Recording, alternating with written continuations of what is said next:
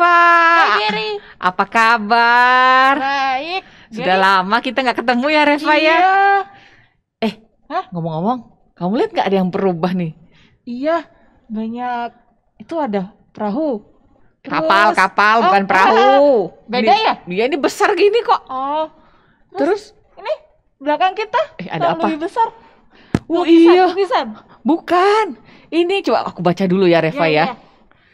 Netherlands Indies. Apa tuh Netherlands Indies? Gak tahu. Bukannya ini peta Indonesia ya? Oh iya. Netherlands. Netherlands itu Oh. apa? Setauku Belanda. Oh, jadi ini peta Belanda atau peta Indonesia? Mungkin peta Indonesia di zaman Belanda gitu kali maksudnya. Oh. Wah, ada apa ya? Kok ada Di Indonesia banyak pulau-pulaunya ya. Iya. Kira-kira ada apa ya di gereja kita kok ada hiasan seperti ini? Nggak tahu juga. Tapi aku penasaran deh. Indonesia kan banyak pulau, Mm-mm. banyak suku, Mm-mm. budaya, Mm-mm. sama agama. Mm-mm. Nah, itu kan bermacam-macam. Ya. Kok bisa bermacam-macam ya? Masuknya gimana ya? Kayak kamu tahu nggak? Kok kita bisa jadi orang Kristen? Wah, yang aku tahu cuman mamaku Kristen, emakku Kristen, mamanya emakku Kristen, gitu kira-kira. Nggak tahu juga kapan kekristenan masuk ke Indonesia ya. Nggak pernah pikir itu aku, Reva. Iya ya, aku juga baru pikir sekarang. Kan banyak terus gimana cara masuknya ya? Iya ya. Nah, kayak gini-gini, kita mesti tanya Pak Jimmy, Reva. Gitu ya? Iya. Pak Jimmy ada? Kayaknya sebentar lagi datang. Kita tunggu aja di sini. Wah, ada apa ya? Wih, ada kayu manis, Reva. Halo anak-anak, Halo, selamat sore Pak apa Jimmy. kabar? Selamat sore, Geri dan Reva. Iya, sudah lama gak ketemu Bapak. Iya, udah lama ya. Selamat tahun baru, Pak. Walaupun Selamat sudah tahun lewat baru. lama. Iya. Gimana kalian lagi lihat-lihat apa di sini? Lihat peta ini Pak. Oh, peta ya. Iya, terus kami jadi kepikiran, terus tanya-tanya kayak gimana ceritanya kekristenan bisa masuk? Kan Wah. salah satu agama di Indonesia Kristen. Mm-mm. Kami juga Kristen dan tahunya kami dari kecil Kristen. Iya, cuma emak saya Kristen. Tapi habis itu nggak tahu Pak dari mana. Pas, karena memang kita lagi mau coba belajar tentang bagaimana para misionaris datang ke Indonesia dan memberitakan Injil. Oh. Iya, makanya ada peta ini dan ada semua barang-barang ini. Pak, misionaris itu apa sih, Pak? Masa kamu nggak tahu misionaris? Nggak tahu, Pak.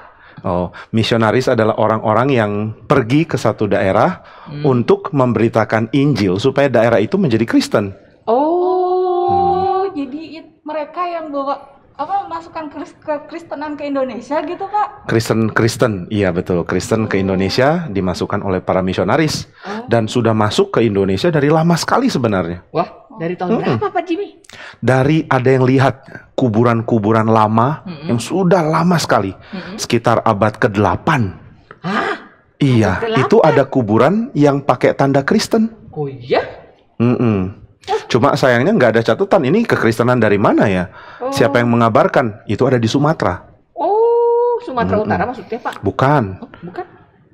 Nah, itu ditemukan seperti itu. Nah, lalu coba cari data. Wah, kayaknya dulu ada orang-orang Kristen dari daerah, mungkin dari daerah timur dekat, yang pergi ke Indonesia lalu beritakan Injil dari abad ke-8.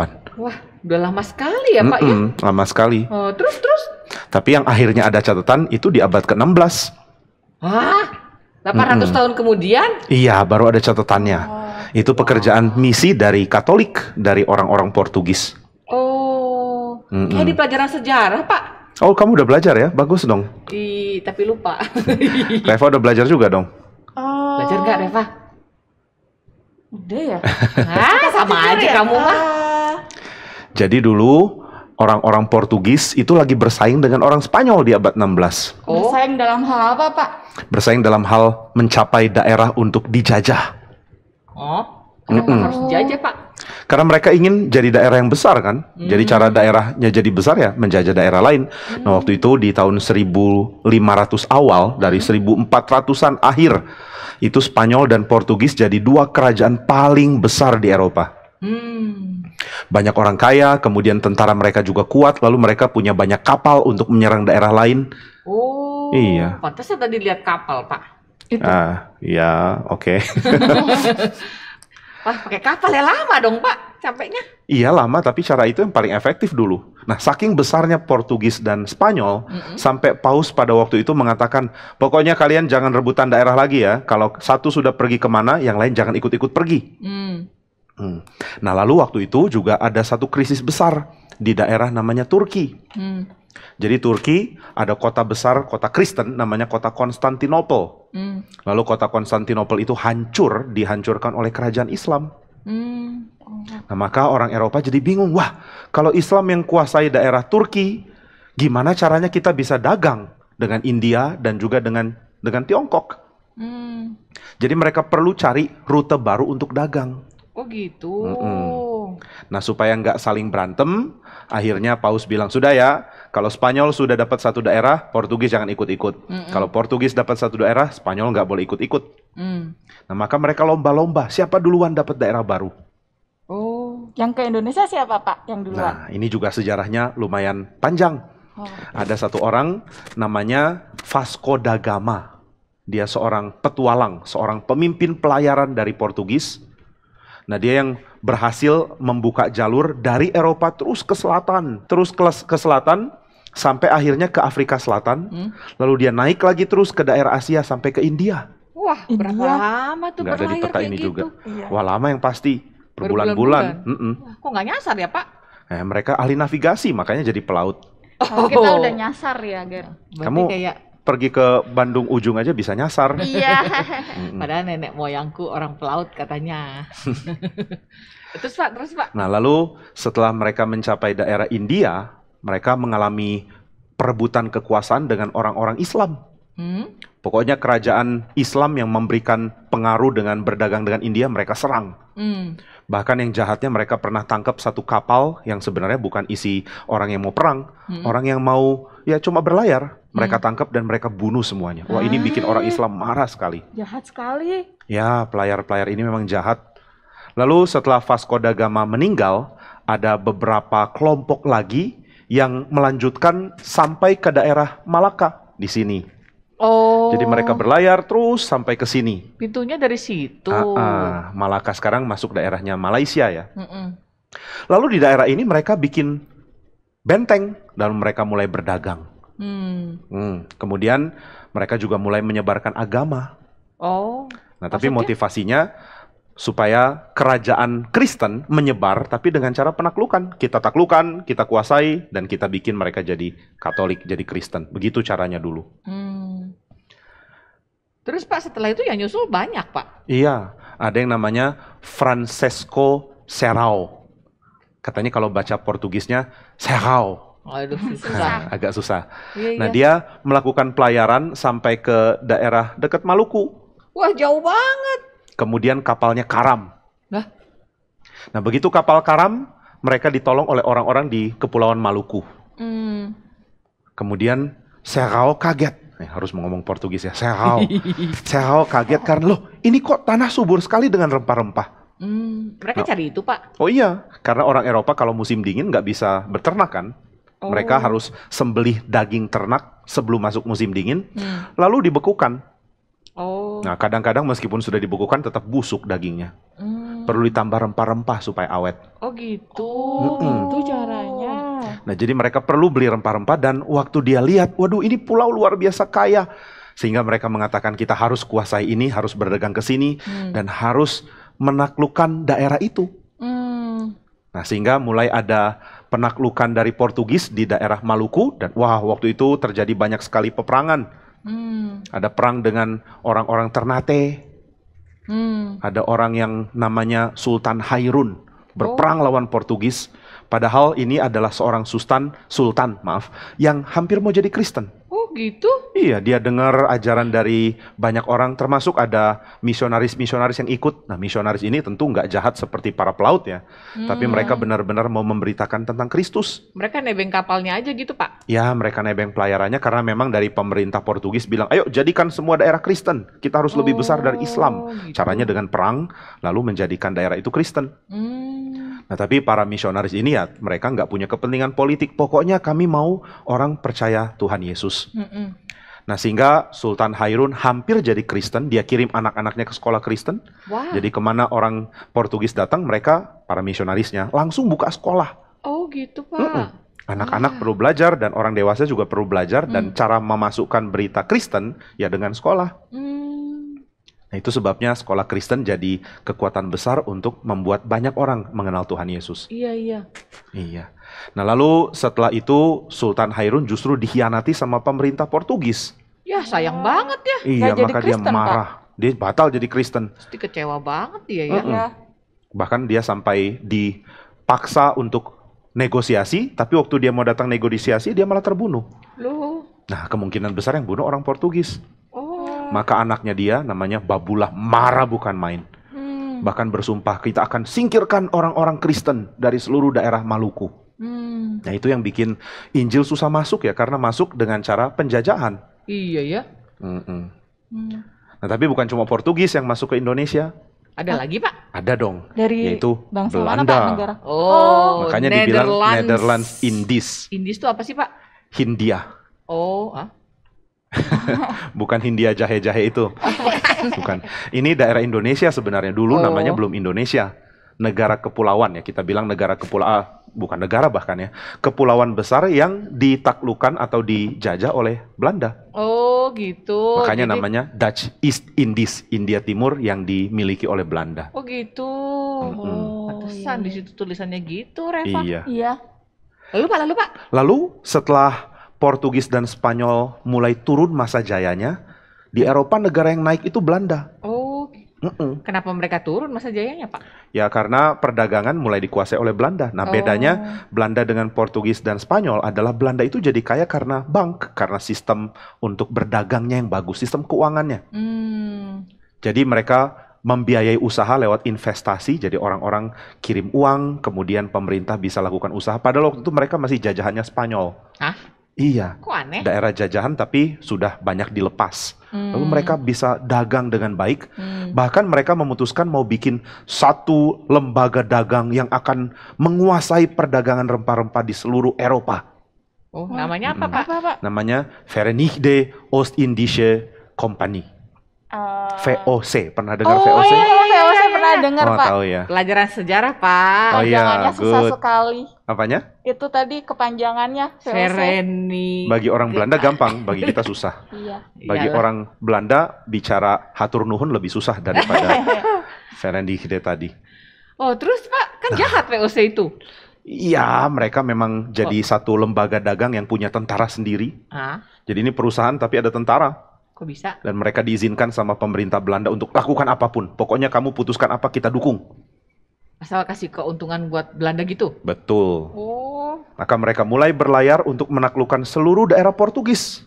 Wah, dari mana, Pak? Dari Eropa, kemudian ke Afrika. Jadi Portugis sudah menguasai banyak daerah pantai di Afrika sampai Afrika Selatan. Itu direbut sama Belanda. Oh, tinggal menyusurin rute yang sama ya, Pak ya? Betul. Lalu mereka ke India dan tebak kemana? Indonesia.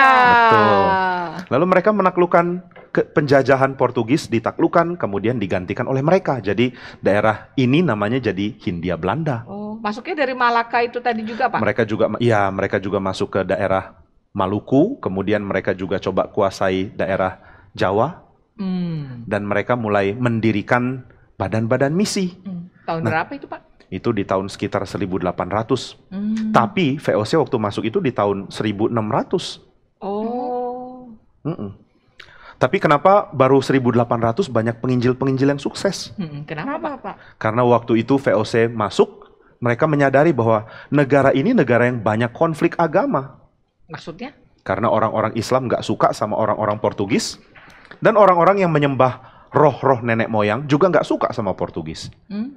Nah, sehingga Belanda melihat, oh kalau begitu yang paling mungkin bikin perlawanan itu Islam. Hmm. Sehingga mereka bilang, sudah ya jangan ganggu daerahnya Islam. Biar kita dagang, tapi kita jangan injili. Pokoknya nggak usah beritakan Injil. Kalau mau beritakan Injil ke yang belum Islam. Memang ada aman. banyak ya Pak? Ada juga. Oh. Nah, itu sebabnya mereka coba lihat daerah mana ya yang masih mungkin dan daerah mana yang banyak melawannya. Lalu ada satu orang di Belanda, seorang muda waktu itu. Dia namanya adalah Justus Hernius. Oh. Dia siapa, Pak? Heurnius. Dia adalah seorang teolog tapi juga misionaris. Nah, dia seorang berteologi reform. Nah, ketika itu dia sangat ingin supaya orang-orang Indonesia itu dengar Injil. Tapi bagi dia VOC terlalu lambat menginjili. Gitu? Terlalu pelan, iya. Kan memang dagang tujuannya Pak. Betul, tapi menurut dia harusnya nggak dagang tujuannya. Tujuannya harusnya yang paling utama ya memberitakan Kristus dong. Oh. Itu menurut Hernius. Maka Hernius bikin buku yang bagus sekali. Bahasa Belanda, kita nggak bisa baca. Oh. Lalu dia kasih untuk dibahas di sebuah sinod namanya Perkumpulan Synod of Dort. Oh gitu? Iya. Nah, di sini mereka bahas, kemudian mereka mengatakan, oke deh, kalau gitu VOC harus juga memikirkan tentang Injil. Tetapi akhirnya dirubah. Pokoknya VOC harus memikirkan Injil untuk orang-orang Belanda di Indonesia. Oh. Wah, Hernius nggak setuju. Dia bilang, nggak bisa, Injil juga harus untuk semua orang. Akhirnya karena Hernius sangat ingin Injil diberitakan, dia sendiri jadi misionaris ke daerah Batavia. Oh ya? Batavia itu Jakarta. mana, Pak? Jakarta, Oh, Jakarta, Jakarta. Reva. Iya. Kamu nggak Aku tahu tersesat ya. kan kalau ke Jakarta? Enggak Pak. Enggak, karena Naik bisa. kereta. Oke. Nah, kemudian Hernius mulai memberitakan Injil, mendirikan gereja, dan konflik dengan VOC. Karena? Karena gubernur VOC mengatakan gereja di bawah VOC, jadi apa-apa harus kami yang tentukan. Hernius bilang, gereja nggak di bawah siapa-siapa, maka urusan gereja harus kami yang tentukan. Kalau ada orang yang salah di gereja, dalam hal doktrin, ajaran, biar gereja yang tangani dong. Tapi VOC bilang, nggak bisa.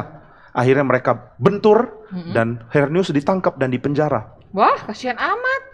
Nggak bisa menginjili dong, Pak. Nggak bisa menginjili lagi. Nah, itu sebabnya di tahun 1800 terjadi satu dorongan besar di Belanda sendiri untuk adanya penginjilan yang tidak tergantung pemerintah. Terus mereka pergi naik apa Pak? Ya mereka naik kapal dong, nggak bisa berenang kan. Belum ada pesawat. Oh.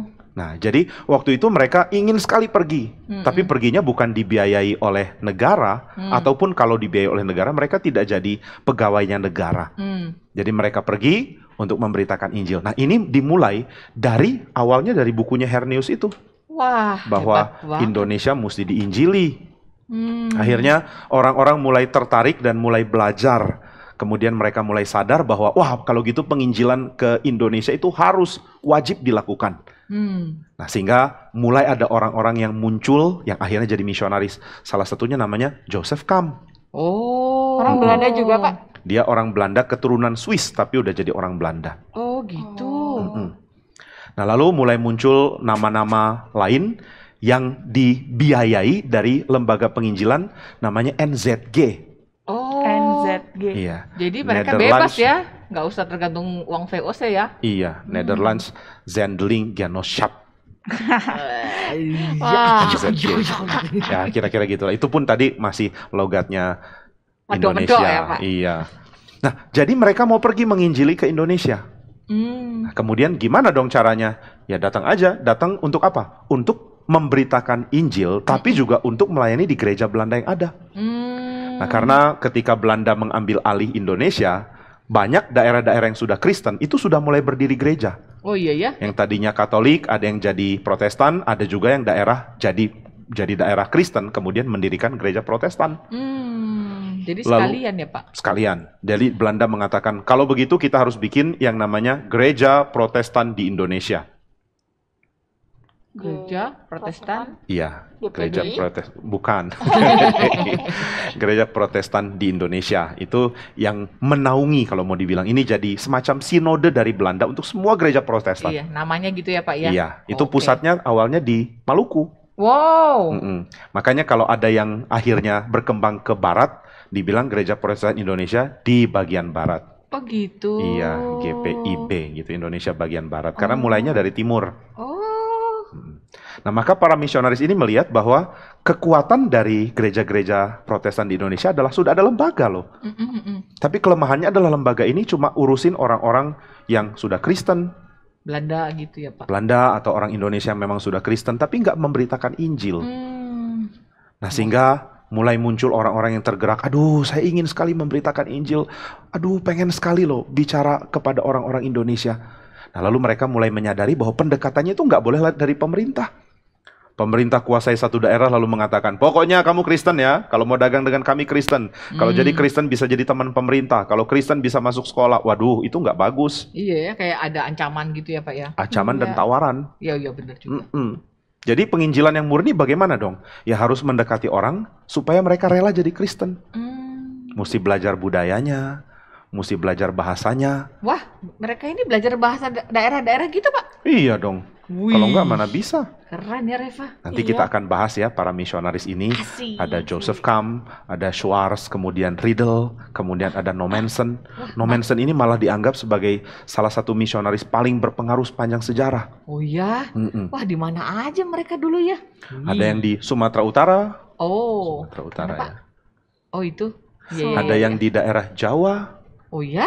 Ada yang di Maluku, ada yang di Sulawesi Tengah, Sulawesi Utara, Kalimantan. Semua pulau ada Pak. Papua juga ada.